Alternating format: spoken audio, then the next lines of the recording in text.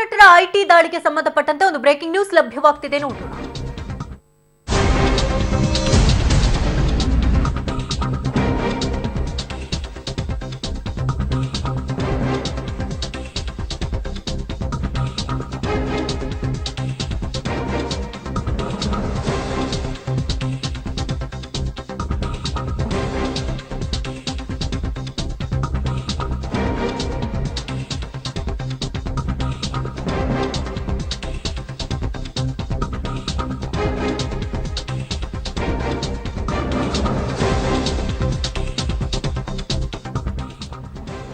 ಈಗಷ್ಟೇ ಬೆಂಗಳೂರಿಗೆ ಯಶ್ ದೌಡಾಯಿಸಿದ್ದಾರೆ. ನಾನು ಈಗಷ್ಟೇ ಬೆಂಗಳೂರಿಗೆ ಬಂದಿದ್ದೇನೆ, ನನಗೇನು ಇದ್ರ ಬಗ್ಗೆ ಗೊತ್ತಿಲ್ಲ. ಕಾನೂನು ಎಲ್ರಿಗೂ ಕೂಡ ಒಂದೇ, ಕಾನೂನನ್ನ ಎಲ್ಲರೂ ಕೂಡ ಪಾಲನೆ ಮಾಡಬೇಕು ಅಂತ ಕೆಂಪೇಗೌಡ ಏರ್ಪೋರ್ಟ್ಗೆ ಬಂದಿಳಿದಂತಹ ಯಶ್ ಈಗಷ್ಟೇ ಮಾತನಾಡಿದ್ದಾರೆ. ಮುಂಬೈನಿಂದ ಬೆಂಗಳೂರಿಗೆ ಈಗಷ್ಟೇ ನಟ ಯಶ್ ಆಗಮಿಸಿದ್ದಾರೆ. ಬೆಂಗಳೂರಿಗೆ ರಾಕಿ ಭಾಯ್ ಆಗಮನದ ಬೆನ್ನಲ್ಲೇ ರಾಕಿ ಭಾಯ್ ಮಾಧ್ಯಮಗಳೊಂದಿಗೆ ಮಾತನಾಡಿದ್ದಾರೆ. ಕಾನೂನು ಅನ್ನೋದು ಎಲ್ರಿಗೂ ಕೂಡ ಒಂದೇ ಆಗಿರುತ್ತೆ, ಹಾಗಾಗಿ ಕಾನೂನು ಪಾಲನೆಯನ್ನ ನಾವೆಲ್ಲರೂ ಕೂಡ ಮಾಡಲೇಬೇಕು. ನಾನು ಕೂಡ ಮಾಡ್ತೀನಿ, ಊಹಾಪೋಹಗಳು ಬೇಡ. ಐಟಿ ದಾಳಿ ಬಗ್ಗೆ ನನಗೇನು ಕೂಡ ಗೊತ್ತಿಲ್ಲ ಅಂತ ನಟ ಯಶ್ ರಿಯಾಕ್ಟ್ ಮಾಡ್ತಾರೆ. ಅವರ ಒಂದು ಕೆಲಸ ಅವ್ರು ಮಾಡಿರ್ತಾರೆ, ಅದು ತಲೆ ಕೆಡಿಸ್ಕೊಳ್ಳೋ ಐಟಿ ದಾಳಿ ಅಂದ್ರೆ ಅಫ್ಕೋರ್ಸ್ ಏನಿರುತ್ತೆ ಯಾವಾಗಲೂ ಪ್ರೊಸೀಜರ್ ಇರುತ್ತೆ. ಅವ್ರು ಏನಿರುತ್ತೆ ಅಲ್ಲಿ ಅಕೌಂಟ್ಸ್ ಏನಿರುತ್ತೆ ಚೆಕ್ ಮಾಡ್ತಾರೆ, ಎಲ್ಲ ಕರೆಕ್ಟಾಗಿರೋದು ನಾವೇ ತಲೆ ಕೆಡಿಸ್ಕೊಂಡು ಅದೇನಿರುತ್ತೆ ಅದು ನೋಡ್ತಾರೆ. ಎಲ್ಲರಿಗೂ KGF ಸಾಕಷ್ಟು ಸಕ್ಸಸ್ ಆಯಿತು, ಅದರಿಂದ ಸಾಕಷ್ಟು ಹಣ ಬಂದು ತೆರಿಗೆ ಇದರಲ್ಲಿ ಏನೋ ಒಂದು ಇದಾಗಿದೆ ಅಂತ ಸರ್. ಈಗ ರಿಲೀಸ್ ಆಗಿದೆ, ಇವಾಗ ಇದಾಗಿದೆ, ಹಂಗೆಲ್ಲ ಇದ್ದಿರೋದು ನಾವೇ ಊಹಿಸ್ಕೋಬಾರ್ದು. ಆ್ಯಕ್ಚುಲಿ ನನಗೆ ಇನ್ನೂ ಏನು ಅಂತ ಗೊತ್ತಿಲ್ಲ. ನಾನು ಹೊರಗಡೆ ಇದ್ದು ಈಗ ಬಂದಿದ್ದೀನಿ. ಅವ್ರು ನೋಡಿದ್ರೆ ಗೊತ್ತಾಗ್ತದೆ. ನಮ್ಮ ಹತ್ರ ಫೋನು ಇರಲಿಲ್ಲ, ಯಾರಿಗೂ ಮನೇಲಿ ಫೋನ್ ಆ್ಯಕ್ಸಸ್ ಇಲ್ಲ. ಸೊ ನನಗೆ ಕರೆಕ್ಟಾಗಿ ಏನು ನಡೀತಿದೆ ಅಂತ ನನಗೂ ಗೊತ್ತಿಲ್ಲ. ಟಿ ವಿ ಏನೋ ಬಂದಿರೋದು ಅದ್ರ ಮೇಲೆ ನಾವು ಇದು ಮಾಡಬೇಕು ಅಂತ ನನಗೆ ಗೊತ್ತಿಲ್ಲ. ಅದು ಹೋದ್ಮೇಲೆ ನೋಡೋಣ ಏನು ಅಂತ. ನನಗೂ ಲೈಫಲ್ಲಿ ಫಸ್ಟ್ ಟೈಮ್ ಇದು. ಹೌದಾ ಆಗಿದೆಯಾ ಅಂತ ನಾನು ನೋಡ್ತಾ ಇದ್ದೀನಿ. ಅವ್ರು ನೋಡೋಣ, ಇಟ್ಸ್ ಪ್ರೊಸೀಜರ್ ಅಲ್ವಾ. ಅವ್ರ ಕೆಲಸ ಅವ್ರು ಮಾಡೋದಕ್ಕೆ ನಾವು ಇದು ಮಾಡಬೇಕು. ಅದನ್ನೆಲ್ಲ ಊಹಾಪೋಹಗಳೆಲ್ಲ ಕಟ್ಕೊಂಡು ಕುತ್ಕೋಬಾರ್ದು. KGF ಕಂತೆ ಇದಕ್ಕಂತೆ ಅದ್ರ ಸಕ್ಸಸ್ ಕಂತೆ ನಾನು ನೋಡ್ತಾ ಇದ್ದೀನಿ. ಐ ಡೋಂಟ್ ಥಿಂಕ್ ಆ ಥರದ್ದೆಲ್ಲ ಇರೋಲ್ಲ. ಪ್ರಾಬ್ಲಿ ಒಂದು ಕ್ಲಾರಿಟಿ ತಗೊಳ್ಳೋದಕ್ಕೆ ಅವ್ರು ಇದು ಮಾಡ್ತಾರೆ. ಸರ್ ಐಟಿ ಕಚೇರಿಗೆ ಹೋಗ್ತಾರೆ ತಾವು ಮನೆ? ನನಗೇನು ಗೊತ್ತಿಲ್ಲ, ಇವಾಗ ಹೋಗ್ತಾ ಇದ್ದೀನಿ. ಫಸ್ಟ್ ಮನೆಗೆ ಹೋಗ್ತೀನಿ, ನಾನು ಹೇಳಿದೆ ನೋಡಿ ಏನೇನು ಮಾಡಬೇಕು. I think all of us are ಒಂದು ಪ್ರಜೆಗಳು ನಾವು ಈ ಒಂದು ಇದರಲ್ಲಿ. ಸೊ ಕಾನೂನು ಏನಿರುತ್ತೆ ಎಲ್ಲ ಪಾಲಿಸಬೇಕು, ಅದು ಏನಿದೆ ತಿಳ್ಕೊಬೇಕು ನಾವು ಫಸ್ಟ್. ಸೊ ನನಗೇನು ಐಡಿಯಾ ಇಲ್ಲ, ನಮ್ಮ ಆಡಿಟ್ರಿಗೆ ಕೇಳಬೇಕು. ಯಾಕಂದರೆ ದುಡ್ಡು ಕಾಸು ಇದೆಲ್ಲ ನಾವು ತಲೆ ಕೆಡಿಸ್ಕೊಂಡವ್ರೆ ಅಲ್ಲ. ಅದೇನಿದೆ ಇಯರ್ ಎಂಡಿಂಗಲ್ಲಿ ಫೈಲ್ ಮಾಡಿ ನೋಡೋದು ನೋಡ್ತೀನಿ. ಅವರ ಒಂದು ಕೆಲಸ ಅವ್ರು ಮಾಡಿರ್ತಾರೆ, ಅದು ತಲೆ ಕೆಡಿಸ್ಕೊಳ್ಳೋ ಐಟಿ ದಾಳಿ ಅಂದರೆ ಅಫ್ಕೋರ್ಸ್ ಏನಿರುತ್ತೆ ಯಾವಾಗಲೂ ಪ್ರೊಸೀಜರ್ ಇರುತ್ತೆ.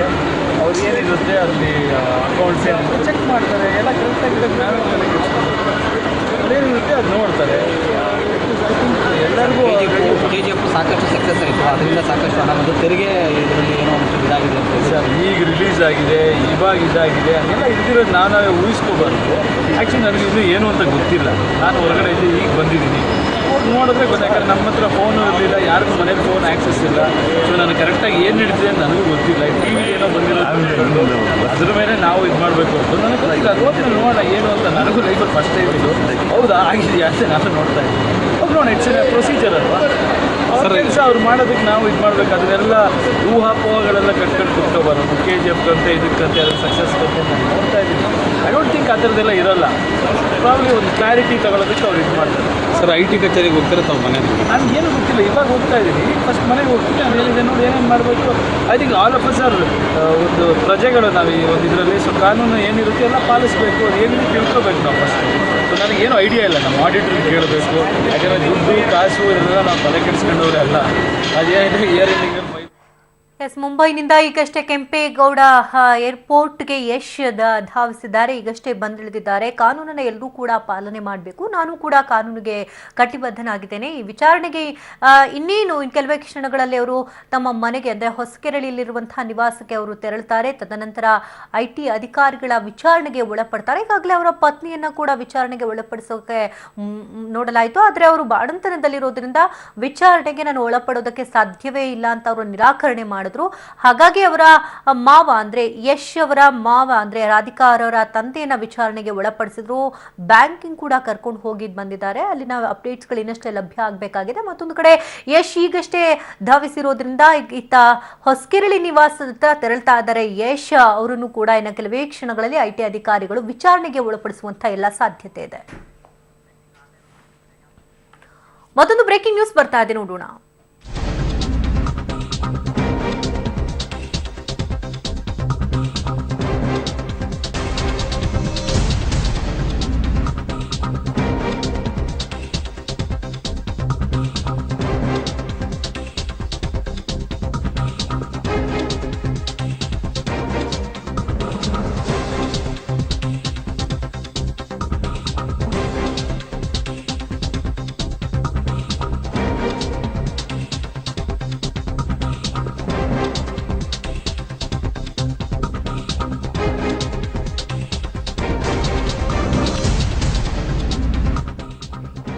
ರಾಧಿಕಾ ಪಂಡಿತ್ರನ್ನು ಕೂಡ ವಿಚಾರಣೆಗೆ ಒಳಪಡಿಸೋದಕ್ಕೆ ಐಟಿ ಅಧಿಕಾರಿಗಳು ಮುಂದಾದರೂ ಆ ಸಂದರ್ಭದಲ್ಲಿ ತಾನು ಬಾಣಂತನದಲ್ಲಿರೋದ್ರಿಂದ ಆ ವಿಚಾರಣೆಗೆ ಒಳಪಡುವುದಕ್ಕೆ ಸಾಧ್ಯವೇ ಇಲ್ಲ ಅಂತ ನಿರಾಕರಣೆ ಮಾಡಿದ ಬೆನ್ನಲ್ಲೇ ರಾಧಿಕಾ ರವರ ತಂದೆಯನ್ನ ವಿಚಾರಣೆಗೆ ಒಳಪಡಿಸ್ತಾರೆ. ಅಂದ್ರೆ ಯಶ್ ರವರ ಮಾವನನ್ನ.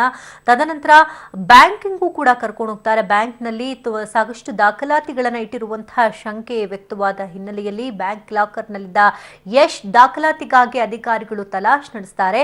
ತದನಂತರ ಮಲ್ಲೇಶ್ವರಂನಲ್ಲಿರುವಂತಹ ಬ್ಯಾಂಕ್ಗೆ ಯಶ್ ಮಾವನನ್ನ ಕರೆದೊಯ್ತಾರೆ. ಮಲ್ಲೇಶ್ವರಂ ಬ್ಯಾಂಕ್ನಲ್ಲಿ ಎಲ್ಲ ಹುಡುಕಾಟಗಳು ನಡೆಯುತ್ತೆ. ತದನಂತರ ಬ್ಯಾಂಕ್ ಲಾಕರ್ನಲ್ಲಿದ್ದಂತಹ ಒಂದು ಪಿಂಕ್ ಬ್ಯಾಗ್ ಇರುತ್ತೆ. ಆ ಪಿಂಕ್ ಬ್ಯಾಗ್ನಲ್ಲಿ ಎಲ್ಲ ದಾಖಲೆಗಳ ಸಮೇತವಾಗಿ ಅಧಿಕಾರಿಗಳು ಯಶ್ ಮಾವನ ಜೊತೆಗೆ ಈಗಷ್ಟೇ ಹಿಂದಿರುಗಿದ್ದಾರೆ ಅನ್ನುವಂತಹ ಮಾಹಿತಿ ಈಗಷ್ಟೇ ಲಭ್ಯವಾಗಿದೆ.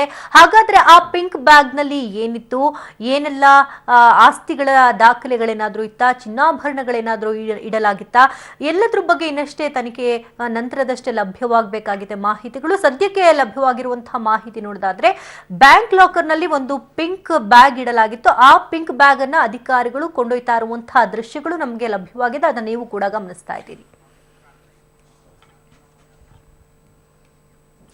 ಇನ್ನಷ್ಟು ಅಪ್ಡೇಟ್ಸ್ ಅನ್ನ ಕಲೆ ಹಾಕೋಣ. ಪವಿತ್ರ ಇದ್ದಾರೆ, ರಾಧಿಕಾ ಪಂಡಿತ್ ತಂದೆಯ ಮನೆಯಿಂದ ನೇರ ಸಂಪರ್ಕದಲ್ಲಿದ್ದಾರೆ. ಪವಿತ್ರ, ಸದ್ಯದ ಅಪ್ಡೇಟ್ಸ್ ಗಳು ಏನೇನಾಗಿದೆ? ಯಾಕಂದ್ರೆ ಮಲ್ಲೇಶ್ವರಂ ಬ್ಯಾಂಕ್ಗೆ ಯಶ್ ಮಾವನನ್ನ ಕರೆದೊಯ್ಯಲಾಗಿತ್ತು. ತದನಂತರ ಬರುವಂತಹ ಸಂದರ್ಭದಲ್ಲಿ ಒಂದು ಪಿಂಕ್ ಬ್ಯಾಗ್ ಅನ್ನ ತೆಗೆದುಕೊಂಡು ಬಂದಿದ್ದಾರೆ. ಏನೆಲ್ಲ ಅಪ್ಡೇಟ್ಸ್ ಲಭ್ಯ ಆಗ್ತಿದೆ ಸದ್ಯಕ್ಕೆ? ಶಕುಂತಳ, ಬೆಳಗ್ಗೆ ಸುಮಾರು 7:30 ಸುಮಾರಿಗೆ 6 ಜನರ ಐಟಿ ಟೀಮ್ ರಾಧಿಕಾ ಪಂಡಿತ್ ಅವರ ಮನೆಯ ಮೇಲೆ ದಾಳಿಯನ್ನ ನಡೆಸಿತ್ತು. ನಾನು ನನ್ನ ಬಲಭಾಗದಲ್ಲಿ ತೋರಿಸ್ತಾ ಇದ್ದೀನಿ. ಇದು ರಾಧಿಕಾ ಪಂಡಿತ್ ಅವರ ಗೌರಂಗ ನಿವಾಸ ಅನ್ನುವಂಥದ್ದು. ಈಗ ಒಂದು ಅರ್ಧ ಗಂಟೆಯ ಹಿಂದೆ ರಾಧಿಕಾ ಪಂಡಿತ್ ಅವರ ತಂದೆ ಹಾಗೂ 3 ಐಟಿ ಅಧಿಕಾರಿಗಳು ಹೊರ ಬಂದಿದ್ದಾರೆ. ಸೊ ಐಟಿ ಬಹುಶಃ ಶೋಧ ಕಾರ್ಯ ಮುಗಿತೇನೋ ಅಂತ ಅನ್ಕೊಂಡಿದ್ರು ಎಲ್ಲರೂ. ಆದ್ರೆ ಅದು ಶೋಧ ಕಾರ್ಯ ಮುಗಿದಿರಲಿಲ್ಲ. ಬದಲಾಗಿ ಅವರ ತನಿಖೆಯ ಮುಂದುವರೆದ ಭಾಗವಾಗಿ ಯಶ್ಗೆ ಸಂಬಂಧಪಟ್ಟಂತಹ ವಿಚಾರ ಆಗಿರ್ಬೋದು, ಅಥವಾ ಯಶ್ ಮಡದಿಗೆ ರಾಧಿಕಾ ಅವರಿಗೆ ಸಂಬಂಧಪಟ್ಟಂತಹ ಲಾಕರ್ ನಲ್ಲಿದ್ದಂತಹ ಸೀಕ್ರೆಟ್ ಲಾಕರ್ ನಲ್ಲಿದ್ದಂತಹ ಬ್ಯಾಂಕ್ ದಾಖಲೆಗಳನ್ನ ಕೂಡ ಕಲೆ ಹಾಕ್ತಾ ಇದ್ದಾರೆ. ಎಲ್ಲ ಇಂಚಿಂಚು ಮಾಹಿತಿ, ಆಸ್ತಿ ಪತ್ರ ಆಗಿರ್ಬೋದು, ಹಣ, ಆಭರಣ, ಎಲ್ಲಾ ಮಾಹಿತಿಗಳನ್ನ ಕೂಡ ಅಧಿಕಾರಿಗಳು ಕಲೆ ಹಾಕ್ತಾ ಇದ್ದಾರೆ. ಸೊ ಈ ಹಿನ್ನೆಲೆಯಲ್ಲಿ ಅವರು ಸಂಪೂರ್ಣವಾಗಿ ಆ ಒಂದು ಯಶ್ ಮಾವನರನ್ನ ಕೂಡ ತಮ್ಮ ಇನೋವಾ ಗಾಡಿಯಲ್ಲಿ ಕೂರಿಸಿಕೊಂಡು ಮಲ್ಲೇಶ್ವರಂನಲ್ಲಿರುವಂತಹ ಬ್ಯಾಂಕಿಗೆ ತೆರಳಿ ಇಮಿಡಿಯೇಟ್ ಆಗಿ ಸೀಕ್ರೆಟ್ ಲಾಕರ್ ನಲ್ಲಿದ್ದಂತಹ ದಾಖಲೆಗಳನ್ನ ತೆಗೆದುಕೊಂಡು ಬಂದಿದ್ದಾರೆ. ಪಿಂಕ್ ಬ್ಯಾಗ್ ನಲ್ಲಿ ದಾಖಲೆಗಳಿದ್ವು ಅಥವಾ ಆಭರಣಗಳಿದ್ವು ಅಥವಾ ಹಣ, ಸೊ ಯಾವ ದಾಖಲೆಗಳು ಇದ್ರೆ ಅನ್ನುವಂಥದ್ದು ಇನ್ನಷ್ಟೇ ತನಿಖೆಯಿಂದ ಬಹಿರಂಗವಾಗಬೇಕಾಗಿದೆ. ಆದ್ರೆ ಎಲ್ಲಾ ಮಾಹಿತಿಯನ್ನ ಯಶ್ಗೆ ಸಂಬಂಧಪಟ್ಟಂತಹ ಎಲ್ಲಾ ದಾಖಲೆಗಳನ್ನ, ಅದು ಯಶ್ ರಾಧಿಕಾ ಅವರಿಗೆ ಸಂಬಂಧಪಟ್ಟಿದ್ದಿರ್ಬೋದು, ಯಶ್ ಅವರ ಮಾವ, ಅತ್ತೆ, ಎಲ್ಲರಿಗೂ ಸಂಬಂಧಪಟ್ಟಂತಹ ದಾಖಲೆಗಳನ್ನ ಸಂಪೂರ್ಣವಾಗಿ ತನಿಖೆಯನ್ನ ಮಾಡ್ತಾ ಇದ್ದಾರೆ.